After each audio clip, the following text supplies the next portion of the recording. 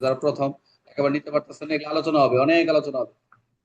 Session জজে আদালতের বন্দীকে হাজির করলেন। এখন এখন আদালতে হাজির হলো 481, মনোযোগ দেন। সেশন জজের সম্মুখে বন্দীদের হাজির করলেন।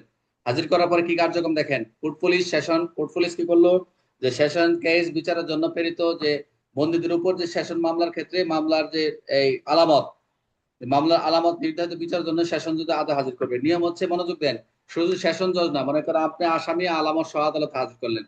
এখন যেখানে যে সেশন আদালতে যে জেলায় না বসে, যেখানে জেলায় বসে নেই, আদালতটা বসে নেই, মামলাটি বিচারের জন্য প্রেরণ করছেন, তাহলে সেই জেলায় কোর্ট অফিসার মামলাটি প্রেরণ করেছেন, তিনি আদালতে উপস্থাপনের জন্য প্রয়োজনীয় সকল আলামত জেলায় সেই কোর্ট অফিসার নিকটে কিন্তু পাঠাবে বিচারক কার্যক্রম অনুষ্ঠিত। একই সঙ্গে বিচারক কর্তৃক নির্ধারিত বিচারক তারিখে তাকে জানাই দেওয়া হবে। এটি নিয়ম, আপনি যে আদালতে যে বিচারক সেই আদালতে পাঠাবেন। তবে যে জেলা আদালতে বিচার অনুষ্ঠিত হবে, খেয়াল রাখবেন, সেই জেলার কোর্ট অফিসার বন্দি আলামত আদালত উপস্থাপন এমন ভাবে দায়িত্ব পালন করবেন যেন মামলাটি তার নিজ জেলার আদালত থেকে বিচারের জন্য প্রেরিত হয়েছে। এক কথা হচ্ছে, সেশন আদালতের জন্য বন্দি হাজির করবে তার আলামত সহ, এক কথায়। এছাড়া এখানে একটা জিনিস বলছে যে, যে জেলায় মামলাটি বিচারের জন্য প্রেরিত হয়েছে, সেই জেলায় পুলিশ সুপারিনটেন্ডেন্ট নিশ্চিত করবেন যে পাবলিক প্রসিকিউটরের মামলার বিষয়ে যথাযথভাবে প্রপারলি ব্রিফ আছেন। যে যে মামলাটা এক জেলার আরেক জেলার মামলাটা আসামি সহ এবং আলামত সহ পাঠানো হয়েছে, এমন ভাবে এটা নিশ্চিত হবেন যে পাবলিক প্রসিকিউটর কি করবেন, মামলাটার বিষয়ে যথাযথ এই বিষয়ে কি আছে, প্রপারলি ব্রিফ আছে, অবগত আছে। অর্থাৎ মূল ব্যাখ্যাটা হচ্ছে এই ধারার, যেটা 481। অর্থাৎ আপনি যে সকল মামলা সেশন মামলা বন্দি ও আলামত আদালত উপস্থাপনের দায়িত্ব সম্পর্কে বলা হয়েছে। অর্থাৎ এখানে সে যাতে জানে আলামত এবং আসামি সম্পর্কে যদি প্রেরণ করতে হয়, এটা একটা দায়িত্ব সম্পর্কে বলা হয়েছে।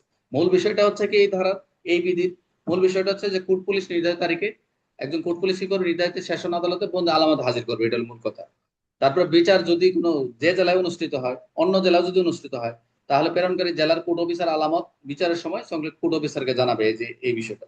বিচার অনুষ্ঠিত হওয়া জেলার কোর্ট অফিসার বন্দি আলামত সম্পর্কে সম্পূর্ণ দায়িত্ব পালন করবেন। এবং প্রেরণকারী জেলার পুলিশ সুপার যে যে প্রেরণ করতেছে পাবলিক প্রসিকিউটরকে মামলার বিষয়ে যথাযথ কি ব্রিফ প্রদান করবে।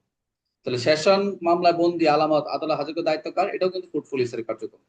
বিচার যদি জেলায় অনুষ্ঠিত হয়, আলামত পাঠাবেন কে, এটাও কিন্তু প্রেরণকারী জেলার কোর্ট অফিসার। বিচারক নির্ধারিত তারিখে কাকে জানাতে হবে, এটা বিচার অনুষ্ঠিত হওয়ার জন্য জেলা কোর্ট অফিসার। আচ্ছা, পাবলিক প্রসিকিউটরের যথাযথ ব্রিফ প্রদান দায়িত্ব কার, এটা প্রেরণকারী জেলা পুলিশ সুপার।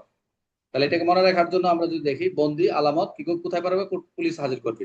বন্দি এবং আলামত কোর্ট পুলিশ হাজির করবে। অন্য জেলায় বিচার হলে আলামত পাঠাবে প্রেরণকারী জেলার কোর্ট অফিসার, এবং হাজির করবে কে, বিচার অনুষ্ঠিত হওয়ার জেলার কোর্ট অফিসার সেটা করবে।